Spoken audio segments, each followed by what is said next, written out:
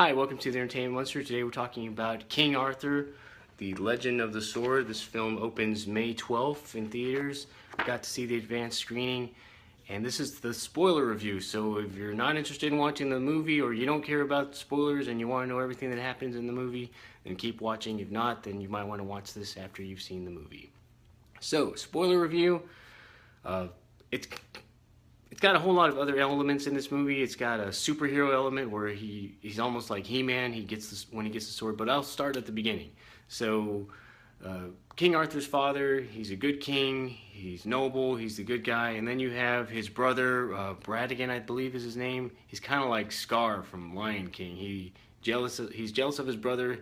He doesn't want anybody else to be king, and he wants to be the one and only in power. And all he wants is power, power, power. So the elephants are going toward the castle to Camelot, and they're going to destroy him because his brother has made a deal with this dark magi or mage. That's what they call them, the mage. Martin. I can't remember what the guy's name is, but he has made a pact with him to destroy his kingdom, to destroy his brother. That way he can be king. Merlin knew what was going to happen, so he stole the staff of Bard. If I screw up the name, I'm sorry. Of the other mage, the bad guy who made the pact with the brother. So he forged a sword that would later become the Sword in the Stone, which is Arthur's sword. So he made this sword. He made it for the king. That way he could battle against the enemy. So the elephants are attacking. They're destroying Camelot. King saves the day. He kills the bad mage. I'm probably screwing up the name. I'm sorry. He kills the bad guy, and the brother is upset, very upset at what happens. He also made a deal with the sirens, the three ladies that sing and can control your mind and make you do horrible things and eventually kill you. So anyway, he has this big moat under the castle, and he rings the bell the way they can come to him. But he has to make a sacrifice, so he kills his wife and he throws her to the sirens, and they give him power. So that's the horrible part. But anyway, he gets his power. He's enraged. He wants to kill the king. So he didn't do it the first time because the king killed the other bad guy from destroying Camelot. He stopped him. So he's enraged. He kills his wife. He gets more power, and he fights the king. But the king is trying to escape with his family. So the brother kills the king's wife, and Arthur sails off in a boat, kind of like Moses a little bit. So he's led down the river to eventually get saved by a brothel. But before he goes down the river, his father's killed, and the brother wants to take that sword because he knows it has power and he can't have it. So as he's killing the father, the sword falls into his father's back, and his father becomes the stone that the sword is in the stone. And he sinks down to the bottom of the water, and that's where the sword in the stone lays.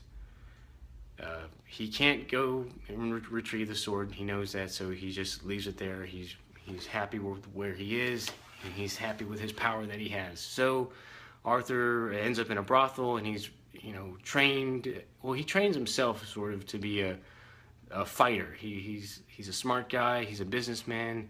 He's a good person, and he helps people. And they're kind of all helping each other in this brothel. Although brothel's not a good place to be, but hey, that's where they are. So the bad king, he's not a good guy. The kingdom is not the way it was before. Everybody's all in black. There's nobody's happy. They're all down, but he's the only one who's in power. So it's time for the water recedes and the sword in the stone appears, and the bad king knows that someone is going to come and overpower him. He knows that Arthur is still alive, so he's recruiting people, not recruiting, but pretty much getting all the young men off the street, handcuffing them in shackles and stuff, and taking them to the sword in the stone, having them pull the sword, or see if they can pull the sword from the stone to see who is actually the king. That way he can kill them. Eventually they catch up with Arthur. He pulls the sword, he's doesn't know how to control the power. He's overwhelmed, so he collapses. He falls. And there's this scene where he's talking to his uncle, and he's explaining. Well, the uncle's explaining about power and stuff, and he wants to kill Arthur and make an example of him in front of the people of Camelot. That way, nobody else will try and go against him. But that doesn't work. There's a mage that helps him, and she controls animals, birds, and snakes. And I won't go into the whole story of everything because I don't think I have enough time to do that. So Arthur, once he controls the power, he can control the power of the sword, and he defeats all of the enemies. As much as, you know, when he's battling, so the sword pretty much takes over. It's kind of neat how they did it, I thought. And the dialogue, the entertainment value, the soundtrack, I don't think worked in the trailer, and I think some of the soundtrack worked pretty well in this movie.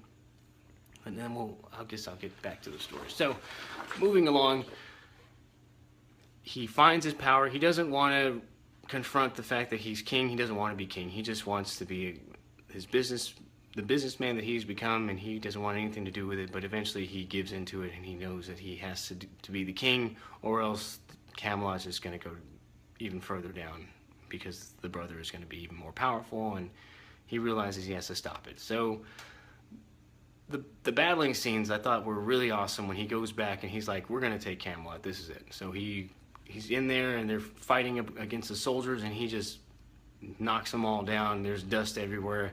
By the time all the dust clears, everybody sees that he's just completely annihilated all the soldiers. So he does that, and then, you know, he does it again and again. And then there's one scene where all the soldiers kind of drop their swords, and they're just like, you know what, we're not going to do this anymore.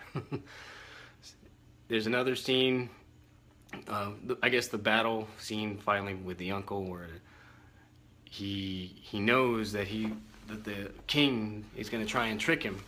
So he gets this giant sword, or the mage gets not a giant sword, but a giant snake, and the snake is devouring all the soldiers inside that castle. And well, first of all, I'm sorry, I skipped the other part. There's another snake that lunges toward the king, and the king has King Arthur's sword, and he whacks him, but he gets that sword stuck in another stone in the pillar in the wall, and he can't pull that sword out anymore. It's like cemented in there. And then that's how they trick him to get the sword back. So King Arthur's the only one that can pull it out, and then that's when they get the fight. And, well, we know what's going to happen. King Arthur defeats his uncle. It's a pretty cool little battle there. His uncle sort of turns into this other evil creature thing with flames coming out of his cape and stuff. And they made it very entertaining, and I thought that was, you know, different than most movies. And a lot of sword movies and medieval time movies are kind of boring, but this one was pretty exciting. So I think I gave away enough spoilers for the movie. If you haven't seen it, I recommend go watching it. You might have fun with it. If you're not interested, you know, you're not interested. If you're not into the sword movies or the Lord of the Ring movies or He-Man or anything like that.